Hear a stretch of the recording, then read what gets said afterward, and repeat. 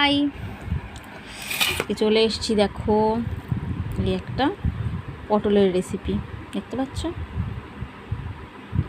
একটা পটল বাটিনি সিদ্ধ করে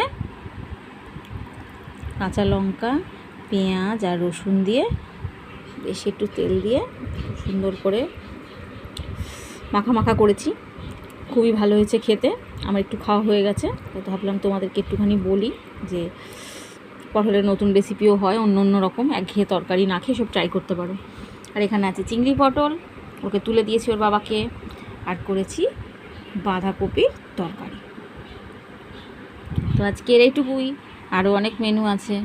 ডাল করেছি, ছেলে খেতে ভালোবাসে না এইসব কাটাবুটি, ওই জন্য আবার আলু সেদ্ধ, ডাল, চিচিঙ্গা ভাজাও করেছি, কিন্তু আমি আজকে খাবো না। আমি আজকে এই পটলটা দিয়ে ভাত খাবো, চিচিঙ্গাটা রেখে দেবো, রাত্রে খাবো ওটা দিয়ে। তো টাটা।